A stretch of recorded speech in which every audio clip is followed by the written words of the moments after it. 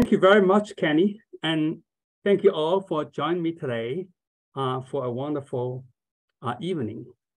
The title of my talk, I would like to be more interactive, but however, for Zoom, it is relatively limited, but I try to pause once in a while and let you, can you vote or something? I still would like to ask you some questions during my talk. It's always nice, as we are mostly teachers. We all know that just the lecturing is not fun. Its interaction is. So I hope that will be maintained today.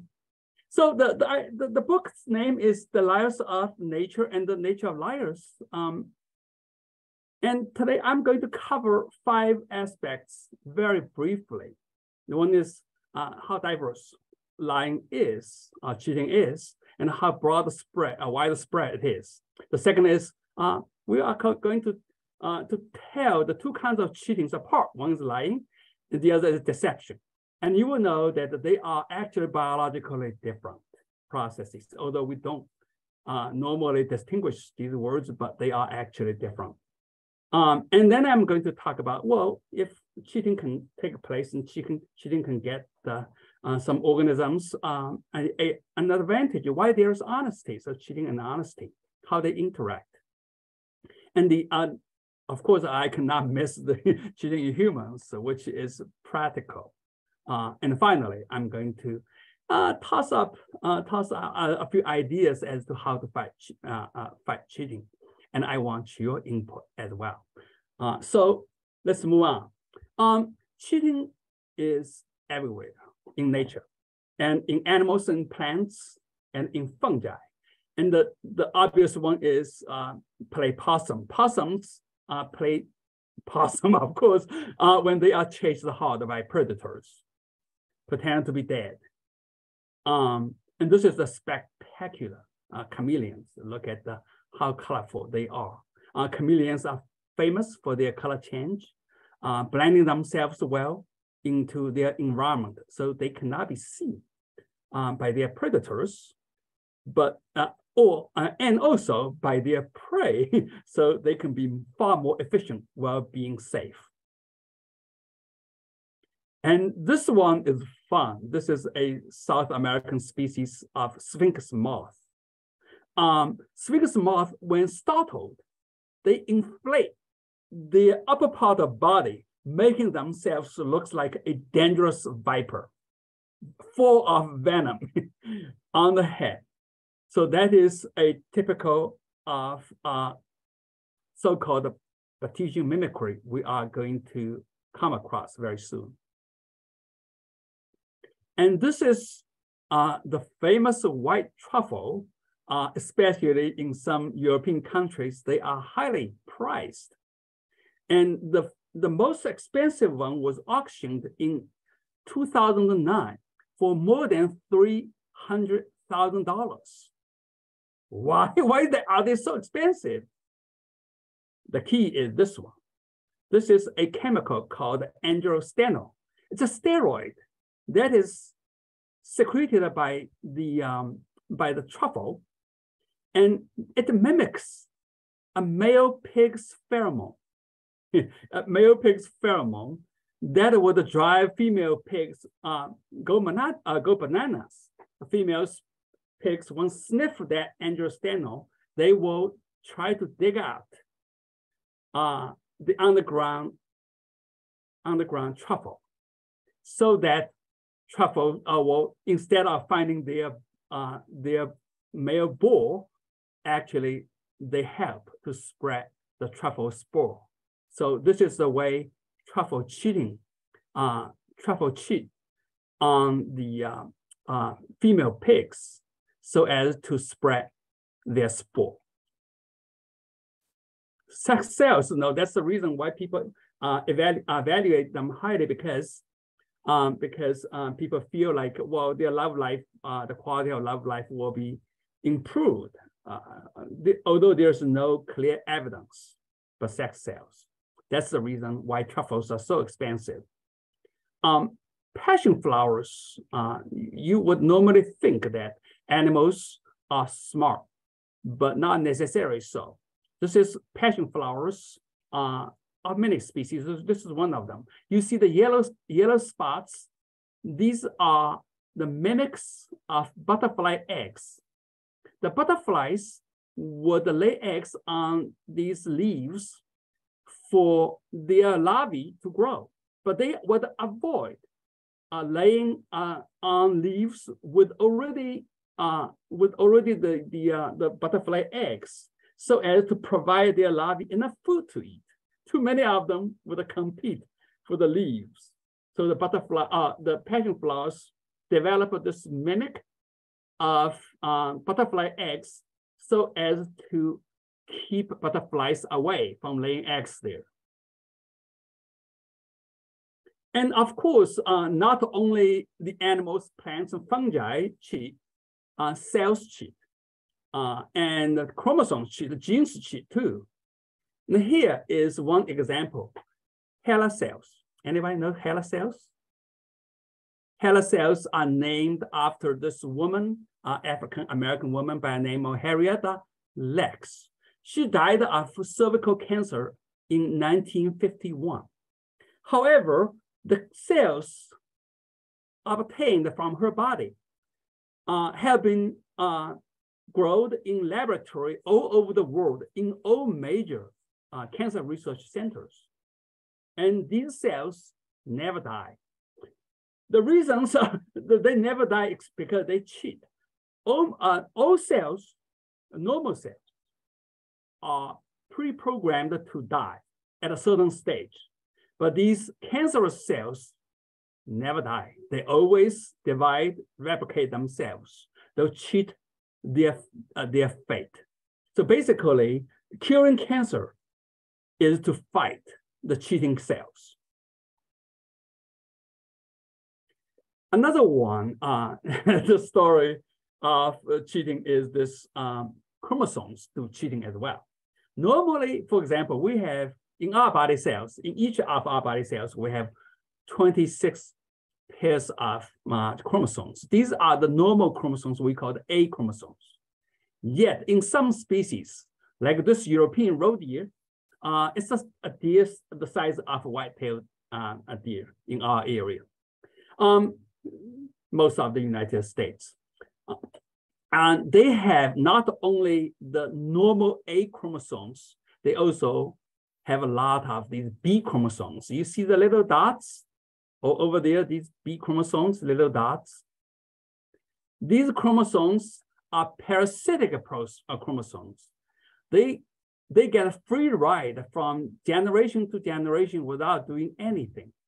So they are hitchhiking along with other normal functional chromosomes to the next generation.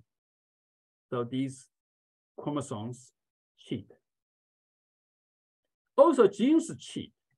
For example, for those of, we all know that in high school, we talk about the formation of gametes, that is sperm and egg cells mostly. And you will see through a process called meiosis. Now you have a pair of homologous chromosomes split, and each would go to one of the final gametes. However, some genes are so selfish, they actually make more copies of them by various mechanisms, such as killing the alternative, the chromosomes carrying the alternative genes. So this is, you could see, this is represented by the red one here. Red one, normally when they are split, they're evenly distributed to the gametes. That's the Mendelian genetics. But when you have these cheating genes, we sometimes called outlaw genes, sometimes called segregation disorder, but they are outlaws. They for this red one, actually they send more of their representatives to the gametes, so sort of like a biological gerrymandering, the kind of thing. It's just unfair distribution, making more representatives of themselves by killing the alternative. Now, coming back to talk about the idea of cheating, there are two kinds of cheating. One is lying. lion refers to a communication system. It could be visual communication, audio communication, hearing, or olfactory communication, and others. During the communication, if an honest signal or honest information is replaced by a false information, and that is lying. We tell a lie because during our linguistic communication, we transmit false information. For example, I'm sitting here in Washington State. If I say, well, I'm sitting here in Hawaii, and I am lying, I'm lying. The second one is deceiving. Deceiving is different from lying. Deceiving is based on another individual taking the advantage of the biases and loopholes in the victim's cognitive system. We'll get there. We have, even humans have a lot of these cognitive loopholes that we may or may not be aware of. So this is deceiving. So let's talk a few examples, use a few examples for lying. And there are many of them. I must be selective. And in the book, there are lots of them. Now look at these fish. For those of you who are living in the West Coast, these are so-called plainfin midshipmen, sometimes called toadfish or scorpions, and these belong to that kind of fish.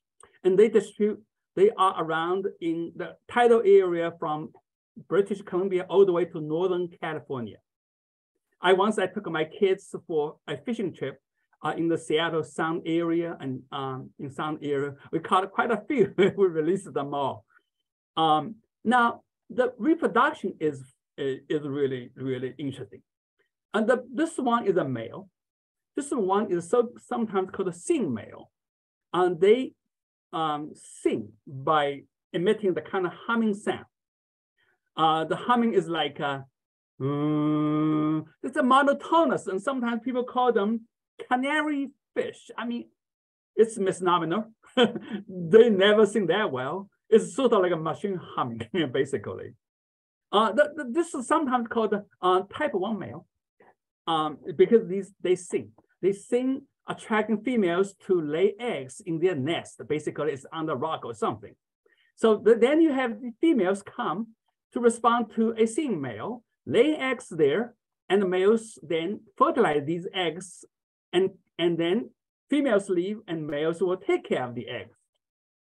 And the next day or next night, there will be new females come and males will do the same thing.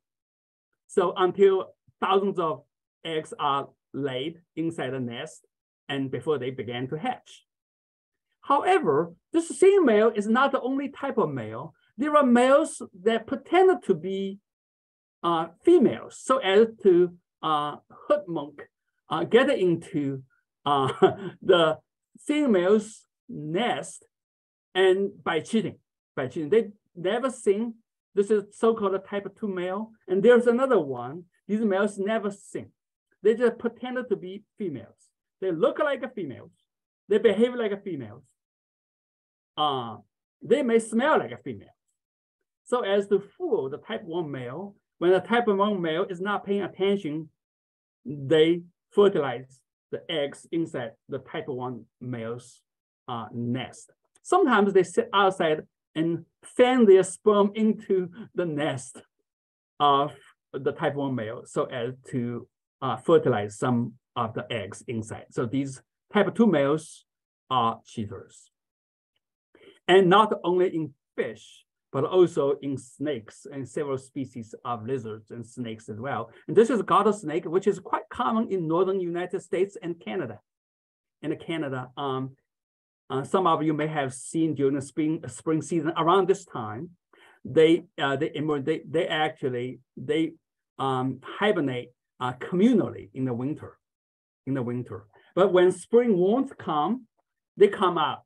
And males in bunches, males come out a little earlier when females come out slightly late.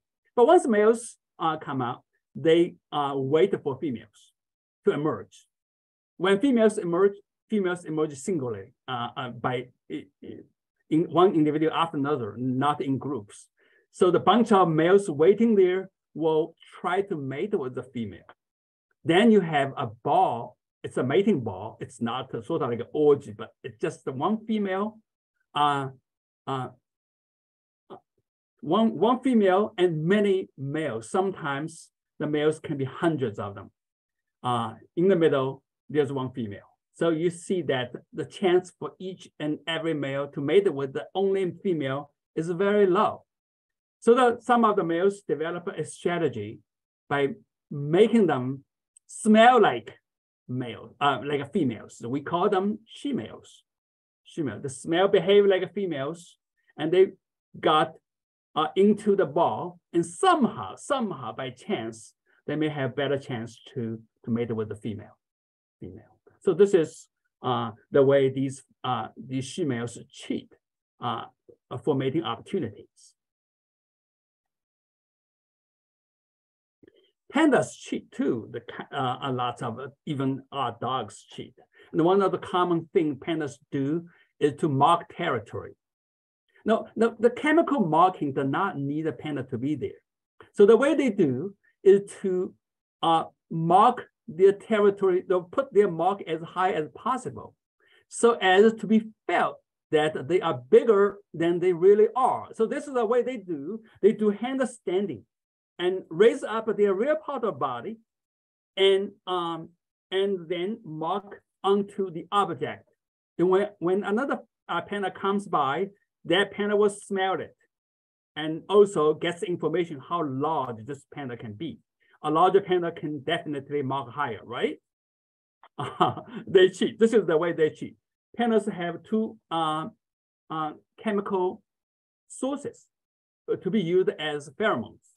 One is so-called anal gland secretion. These are oily stuff like our toothpaste, and they have to be rubbed onto the object directly. So they cannot cheat on that one because the higher a panda could handstand, well, the higher the mark would be. However, they also use urine. Urine is different. Urine is a liquid. Urine is like something like a garden hose. It can go higher. It can go higher. So when they mark a territory, they always use urine so that it sprays higher to pretend to be they are bigger than they are. And in dogs, likewise, you will see small dogs, male dogs. Of course, if you pay attention to, you will find when they use urine to mark their territory on a post, such as a tree stump or something, or a hydrant, you will see that the smaller dogs will raise their hind legs higher when they mark. Pay attention to it. Let me know what you see. So this is the way they cheat. And mice cheat too. These are common lab mice. There was a story some years ago, more than 10 years ago already. My collaborator and I began to look into the chemicals in these in female mice. What happened was that we found two chemicals that are not typical of rodents, but typical of their arch enemy, ferrets. Two compounds commonly found in ferrets somehow ended up in the rodents' urine. So we were totally surprised. What on earth these chemicals are there? They belong to ferrets. How come in these mice, in female mice? We thought about that for a long time until one lunchtime, we had some beer and with our head a little bit dizzy, and we came up with the idea it got to be females use them to scare unwanted males. Or these rodents often got harassed by unwanted males. So they need a way to say no. To say no. It's something that in the rodent world you don't say, well, honey, not tonight. It's too polite. They have to show something more forceful. That is, by resorting to the two chemical compounds from ferrets. Then we did some testing. showing male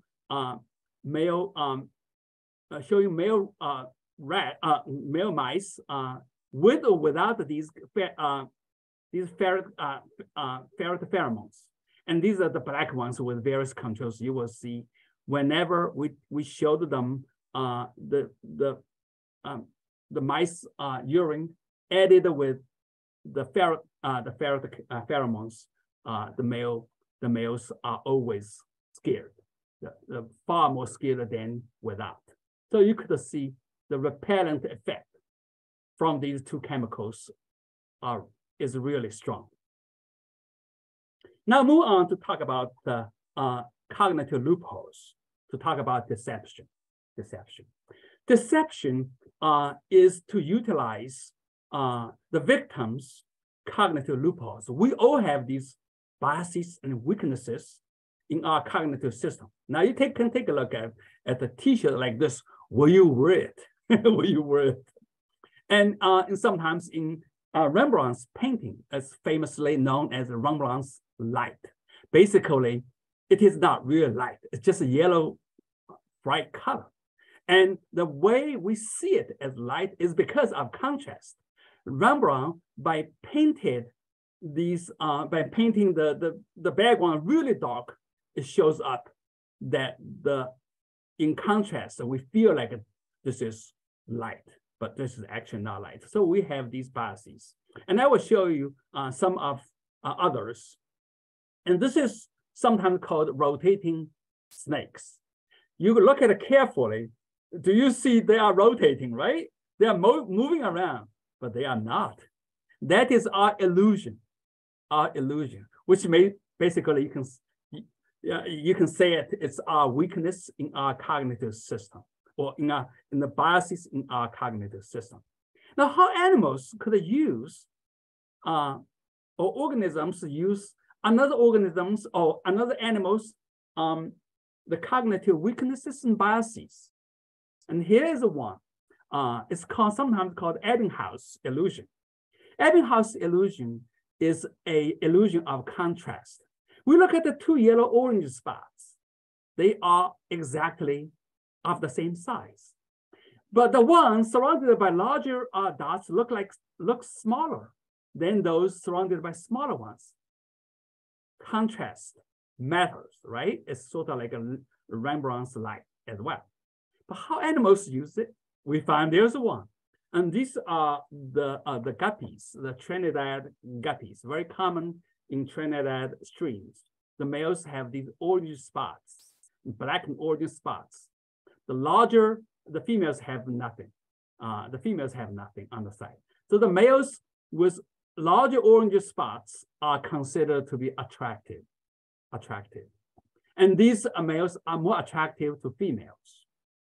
So what happens is that even males know that for an ordinary male who would court a female, if there is an unattractive male around, that ordinary male will try to accompany the unattractive male during the courtship to the female, so that as to make them more attractive, because by contrast, an ordinary male will be more attractive when compared with an unattractive male. It's sort of like taking this Ebbinghaus illusion effect. So the small brain, though, they are quite smart. Another even more intriguing these tricks is this bowerbird.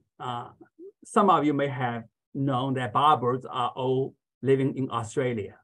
Bowerbirds build these so-called bowers. This is one of the species. They have several different kinds of bowers. This is one of the species. They build these bowers as a showing of skills, their skills. These bowers are not nests. Be aware of that. The bowers are not nests.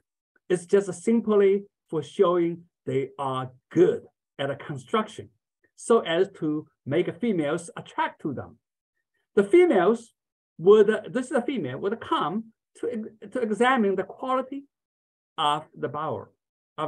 If the quality is satisfying, the female will decide to nest with the male, so they will build a nest in the vicinity, up high on the tree, but not in this one. So this is solely for showing, sort of like our skills in reciting Shakespeare's verses, for example, or solving differential equations.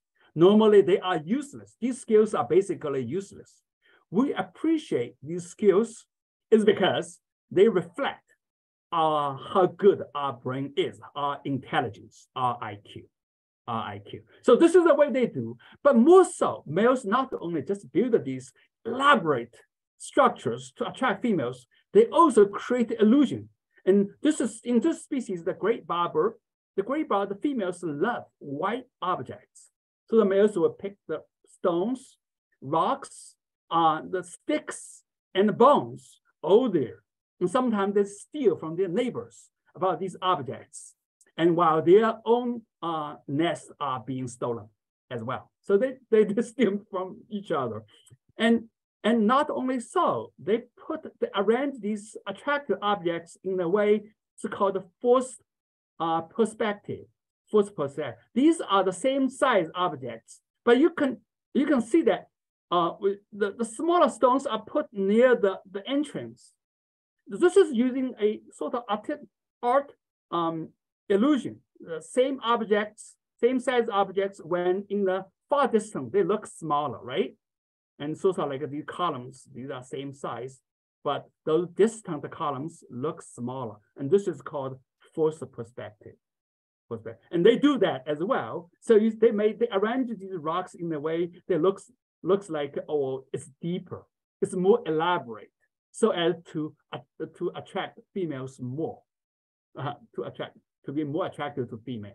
So this is a way you can call it bird art. I don't know, but if you like, you can call it. So this is the way males fool females, or by the visual illusion.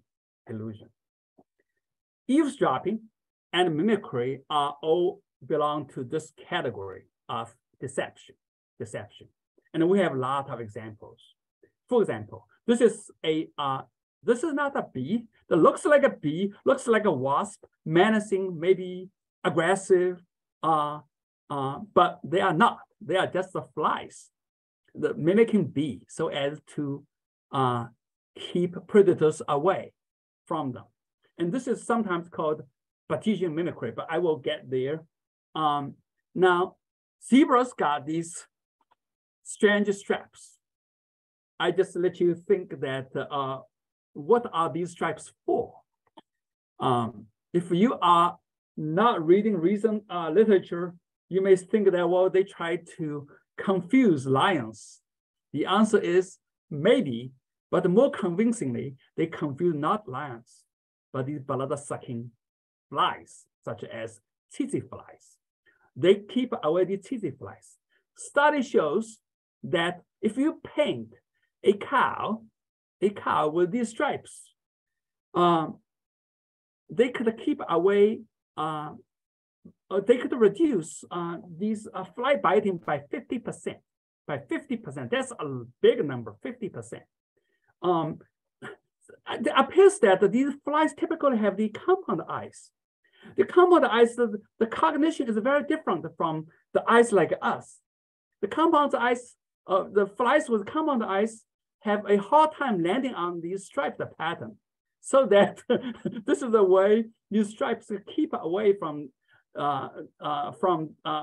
these blood-sucking or nasty flies. So hopefully, pretty soon you will see our farms, our ranches will full of these cows, buffaloes with these artificial stripes, so as to relieve them from fly bites. Another interesting thing is lots of birds lay eggs in other birds' nests. These are sometimes called nest parasites or brood parasites. Honeysuckle is an African species that actually lead the people to find bee honey, beehives. But they are interesting by themselves because they are parasitic, laying eggs in other species in their community. And this is, but the interesting thing about them is that they are so adapted to it that they try to out-compete the host chicks by having a so-called hook. These are bill hook. Your bill hooks are born, are present when these chicks are hatched. When the chicks are hatched, they are armed with these stab-like or dagger-like bill hooks so as to kill the host chicks or even eggs, so as to monopolize the food brought back by the host bird. So you could see that they are so, the grip is so tight that you could hold the entire the bird there. So these birds are born murderers. So this is a way of cheating, criminal way of cheating. And another interesting thing is about orchids. We know that orchids are the most diverse flowering plants family.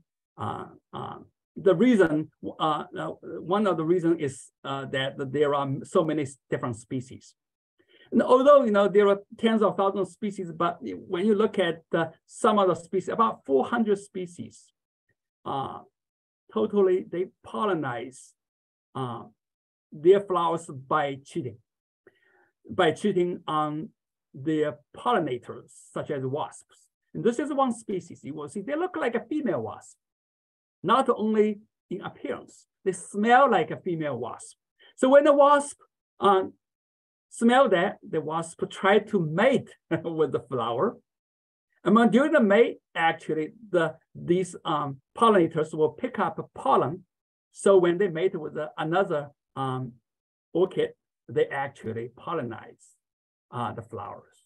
So this is the way 400 species living totally fooling their pollinators. And this is sometimes called Batesian mimicry. Batesian mimicry means a edible, innocent species mimicking something more menacing, such as, for example, a coral snake, which is deadly poisonous, and a king snake, which is this eastern king snake, which is totally non-venomous. Okay, so they look exactly alike. From evolutionary point of view, the king snake evolves a rough pattern to resemble the coral snake, so as to prevent being eaten by their predators, such as birds of prey.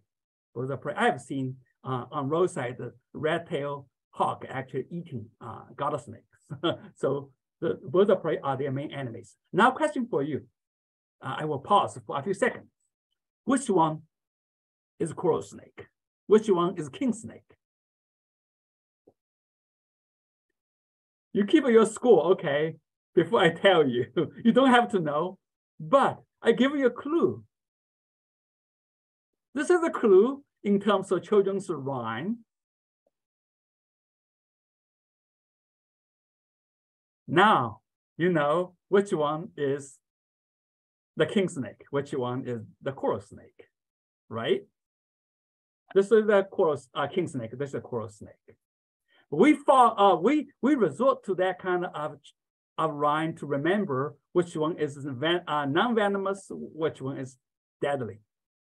But for birds, I mean, a crude mimicry is enough. A crude mimic is enough to fool their eyes, because the consequence of mistake will be mortal. And also another way is so-called Müllerian mimicry. And this is happen in many different species. The most common one in us is the viceroy butterfly and the monarch butterfly. They look alike, right? Both of them are deadly poisonous. So this bunch of species resemble each other so as to keep away their potential predators. So this is sometimes called the Müllerian mimicry. So you could see many of these heliconium butterflies from same area, although they are different, they look exactly alike, very much alike. See these these groups of butterflies from the same area. They look very much alike. So this is sometimes called aposematic coloration or warning color. Warning color. Warning color is a universal color. Instead of blending into their background, warning color is outrageously standing out. They are coming in bright colors such as yellow, black, blue, orange, red, and just totally standing out from their background. Give the potential predators a signal saying that if you eat me, you die. So sometimes in the same community, you will see the warning colors are very similar because they all enjoy lower predation. So it's sort of, I call it universal color code of danger.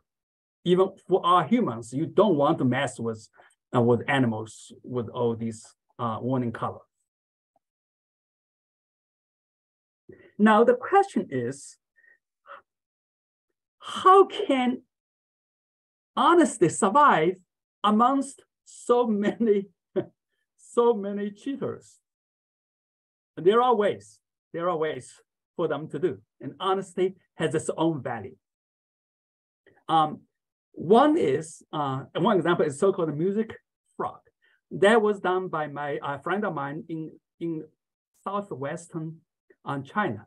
This frog typically dig a hole in the muddy area. When you have a hole, there's water.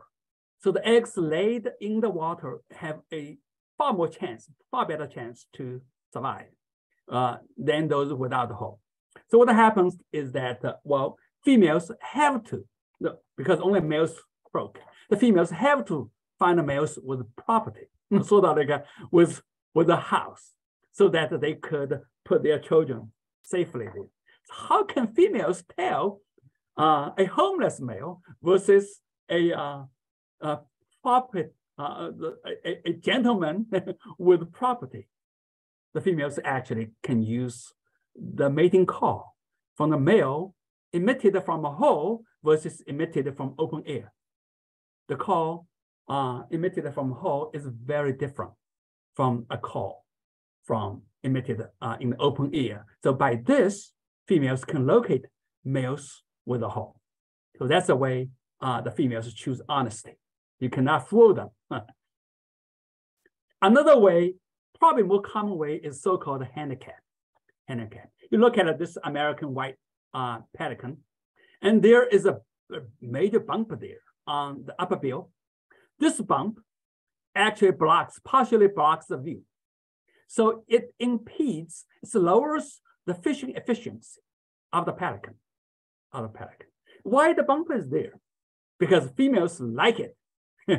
Why females like this bump? Because males with this bump shows that it's telling the female that I'm good. See, I'm so good. Even my eyes are partially blocked, I can still fish. I can still catch a fish and catch enough fish to survive. And this is exactly the honest message for the male to bear some kind of handicap, so as to show that regardless of this handicap, they can still survive well, which means I'm good, I'm strong, I have good genes, come to me.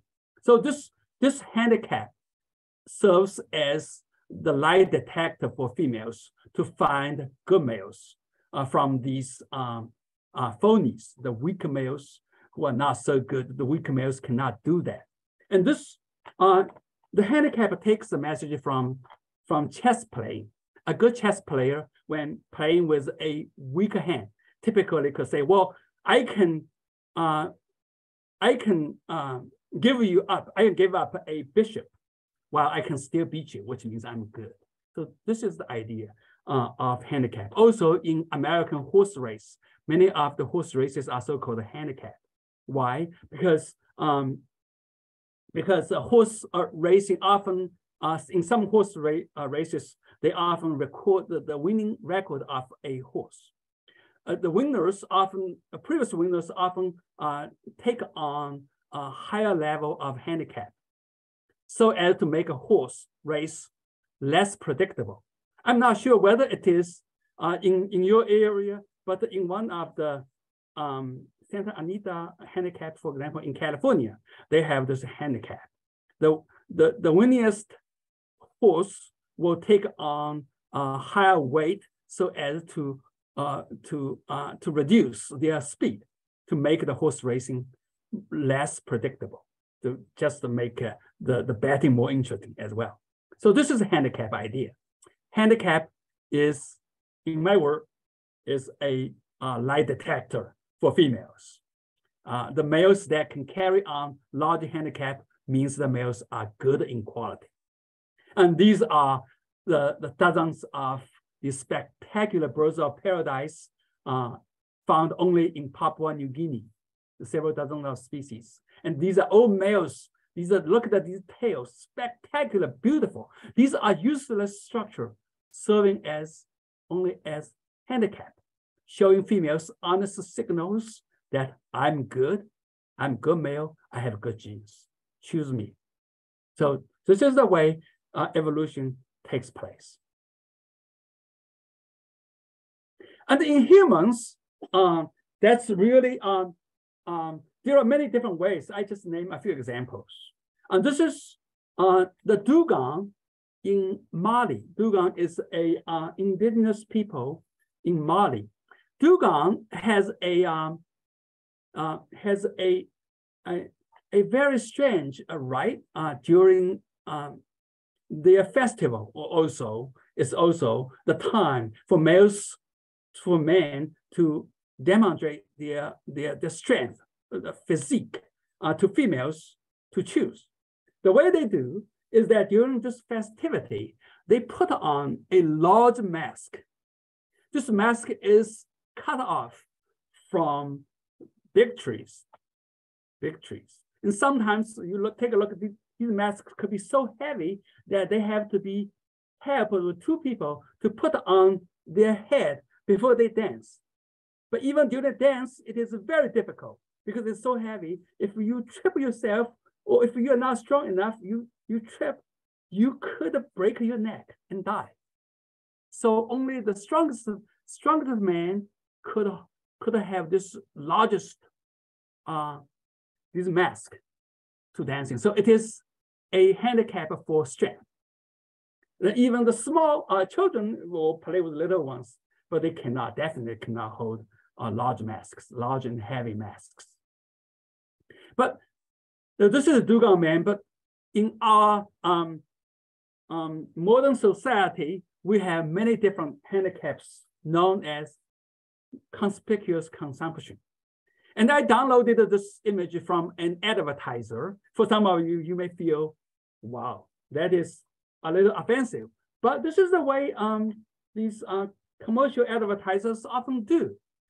By advertising expensive vehicles such as Lamborghini, so as to carry the information that if you can, only the rich can buy these vehicles. Otherwise, these vehicles are not better in terms of functionality than Ford or Toyota, which you can buy 10 of them, or even buy 10 of Tesla, for example, for the expensive models of Lamborghini. But these Lamborghini only serves as one function, that is, it's expensive. It's a conspicuous consumption. And we use that a lot, the Rolex, the Louis Vuittons, and all these things to show that we are rich and we are able to afford these. Otherwise, if we do not have money, we cannot afford. So this is sort of like commercial maneuver, as well as to appeal to some of our vainglorious way of showing our success, being rich. And that kind of signal is often associated with this this vulgar information, such as, well, that's your opportunity. That's your opportunity. So that is the handicap theory in application in our daily life. Now, cheating in humans, the form is multiple, but most commonly we can put them into two types. One is individual cheating. One individual cheats on another individual. And that is no different from any other animals. But the institutional cheating is unique in us. We have organizations. We have these social institutions such as laws, rules. We have organizations such as schools, governments, companies, for example. And individuals can cheat on organizations. Individuals can cheat on laws, rules.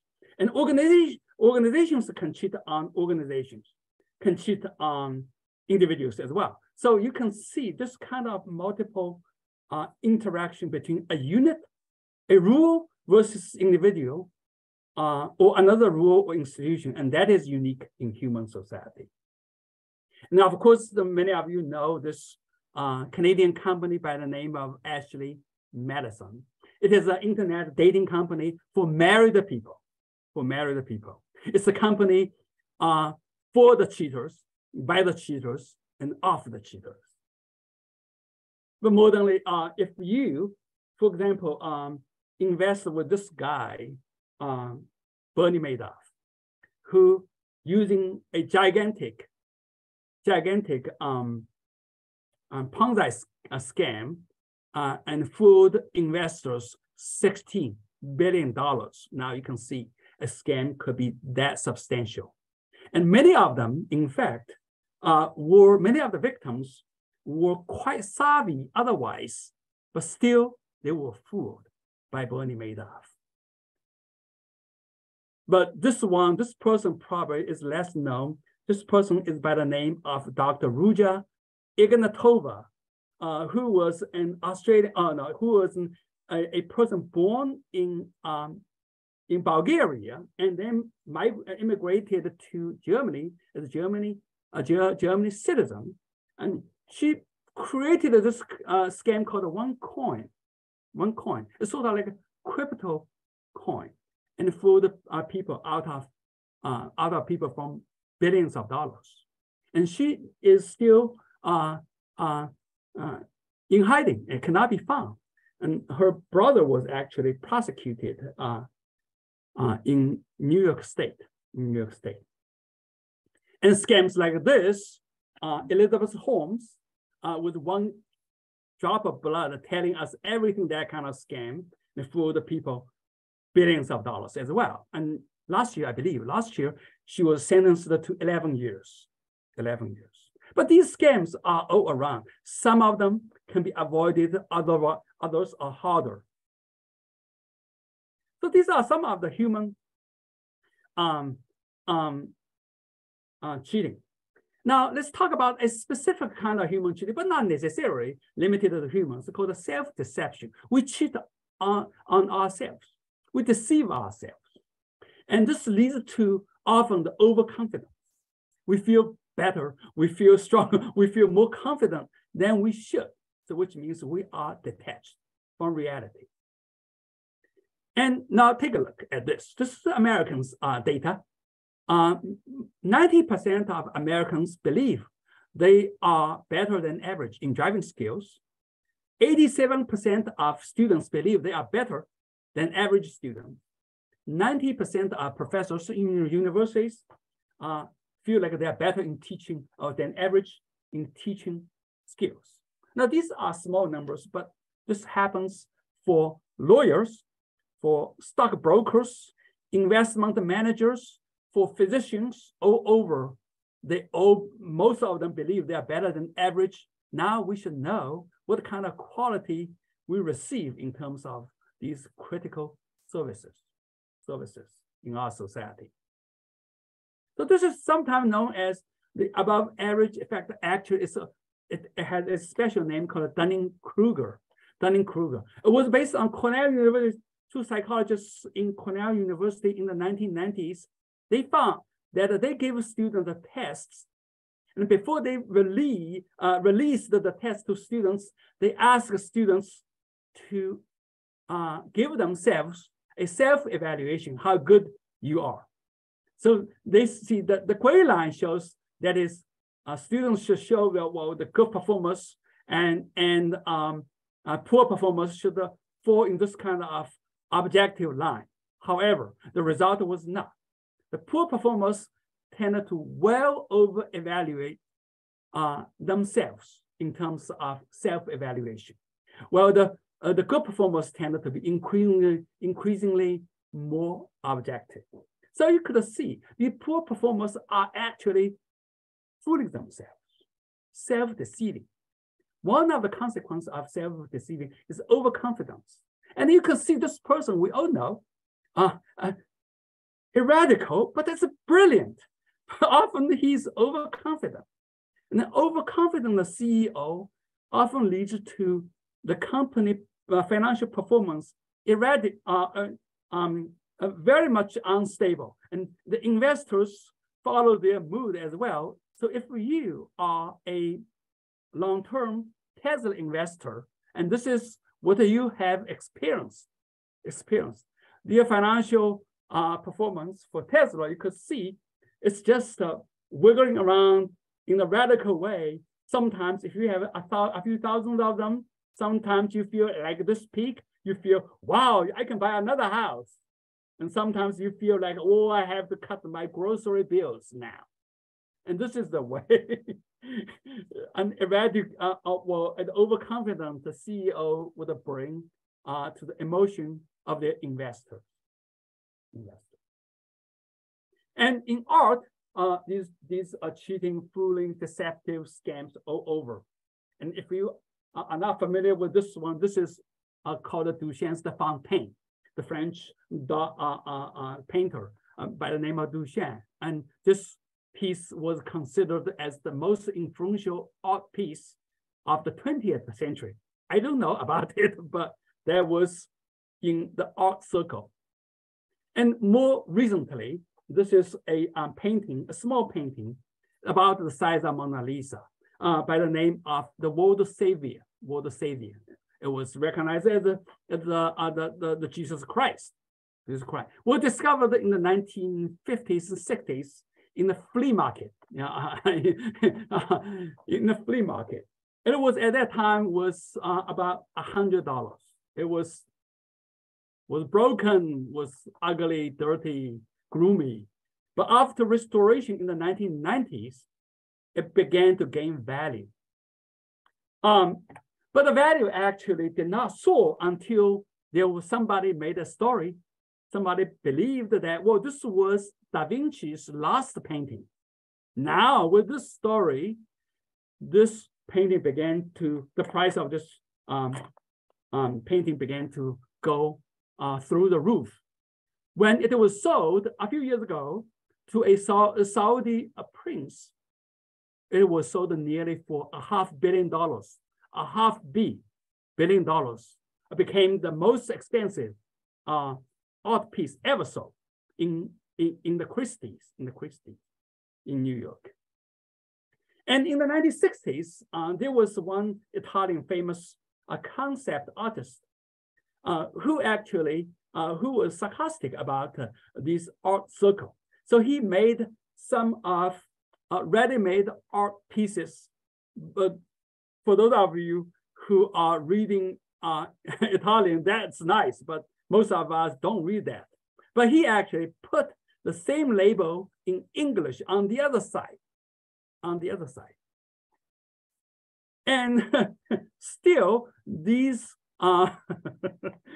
cans of stool were selling for tens of thousands of dollars, including collectors such as Tate Gallery in London. That was very much the top of the galleries in the world.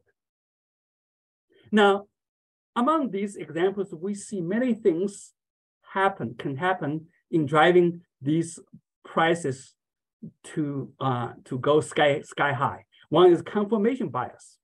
Most of us have this internal bias that we prefer.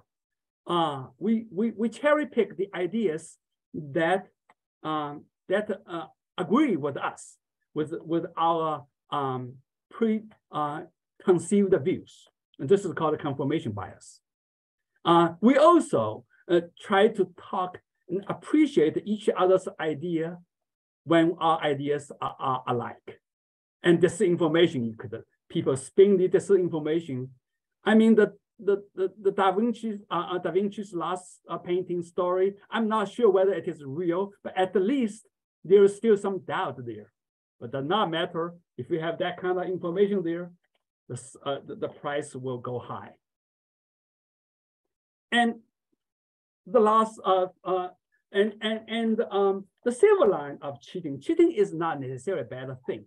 Cheating is bad enough, but it's not necessarily a bad thing all the time. There's a silver line. Cheating actually is a powerful catalyst to drive biodiversity, as we have seen, even beauty such as these birds of paradise. Social intelligence.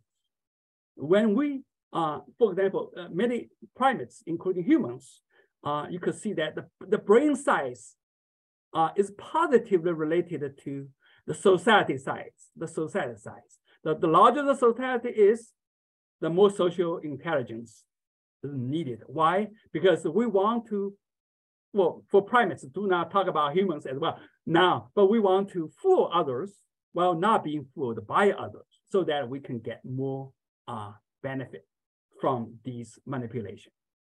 Children development in us is absolutely necessary to be trained, to know what is falsehood, what is truth. And we play games such as Last Dice, Peekaboo, Hide and Seek. These games are necessary for children to develop what is true, what is false, and so that they can be smoothly integrated into adult society when they grow up. So that the kind of social intelligence is critically important.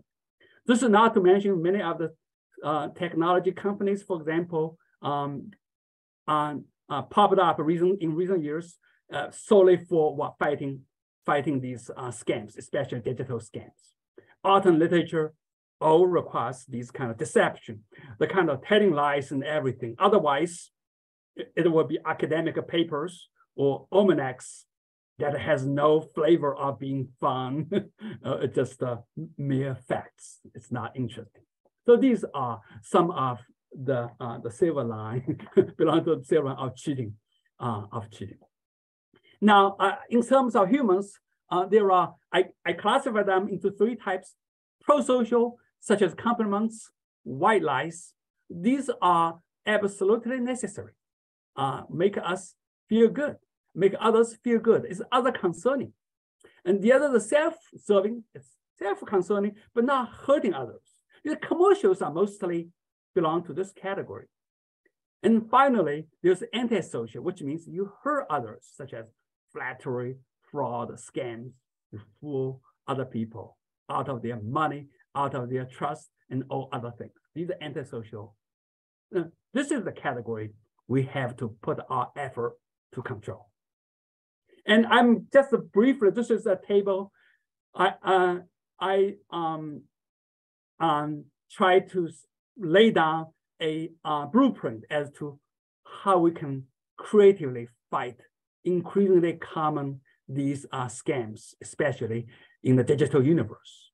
And I use the so-called disease or germ-inspired blueprint. And in comparison, for example, disease germs, we can avoid them by avoiding their sources, but we can fight these antisocial cheating by avoiding potential scams. And we can also fight disease germs by sanitation. We fight antisocial cheating by education. We can fight disease by vaccination. We can do these fighting the antisocial by warning. But in the end, we try to use antibiotics to cure, and we use law enforcement to suppress. So these are the kind of things that we should do. And at this time, I would like to give you actually 3 questions that I have not answered, but let you think with me and communicate with me and what kind of creative ideas you can come up with. And why do we still value truth, for example? I published an article a week ago in Time magazine, and hopefully you will appreciate that, but I do not provide a decisive answer for that. And also, can society democracy survive without truth? Without truth? My answer is maybe not, maybe not. But I'm not sure what your answer is. Can we win against disinformation? This is harder. We needed to be creative, insightful, and we needed to be together to work on that. And so it takes the entire society. That's the reason I give you my book as an invitation to join me to fight against these antisocial cheating.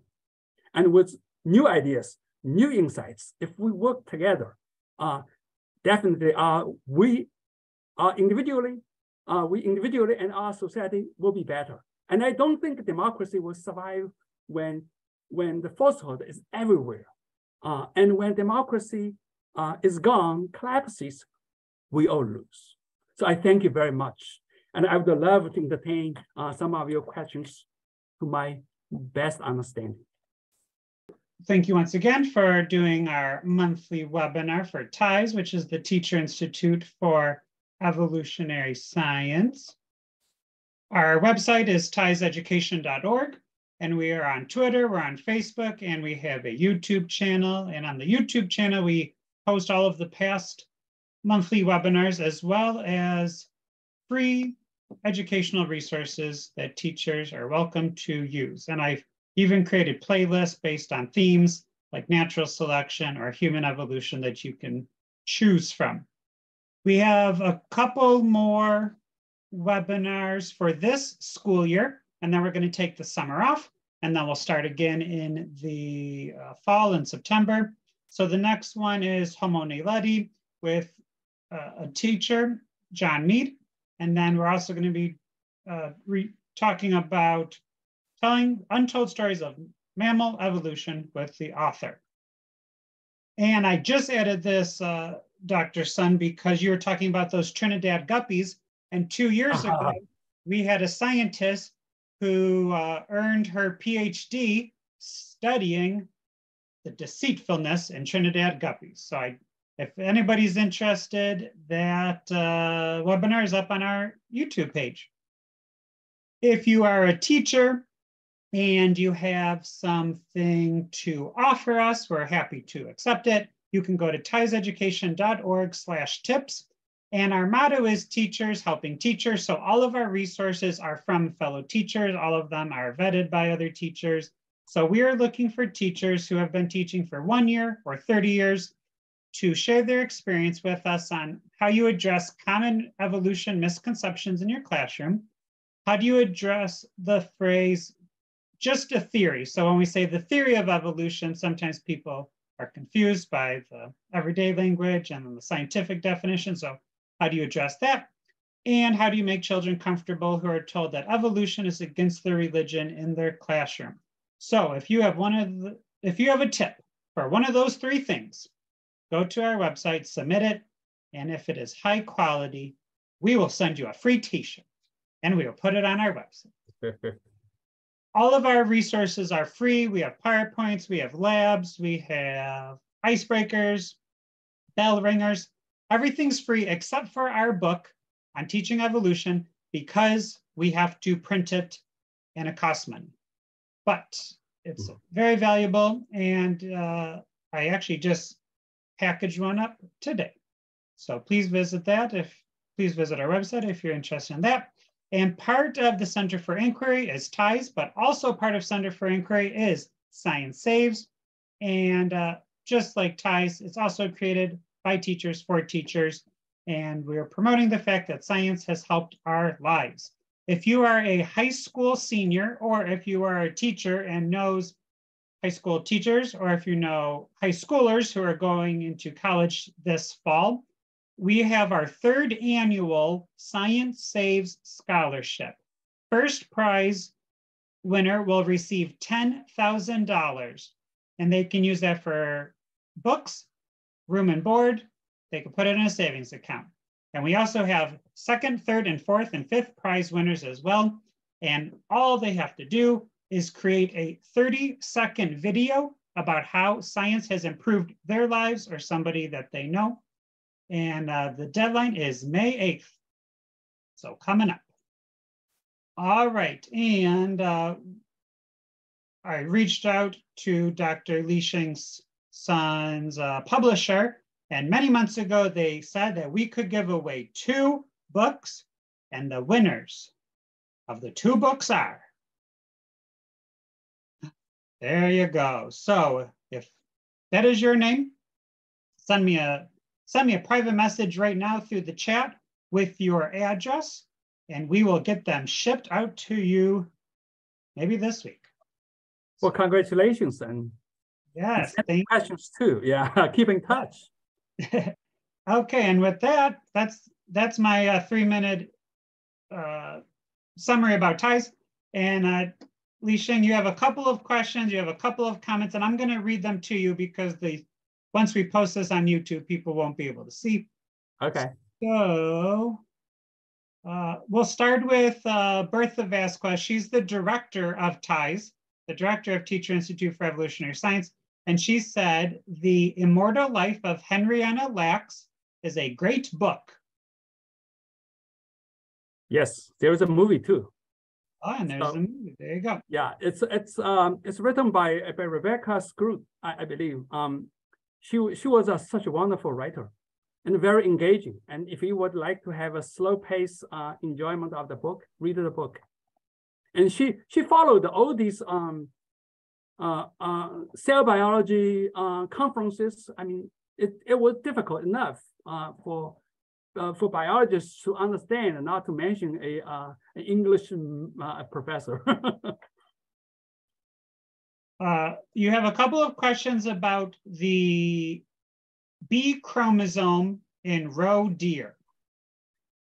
Yeah, I saw that question. What is the consequence? There's no consequence. B chromosomes do not contribute to the genetic makeup, or the makeup, but do not contribute to the characters.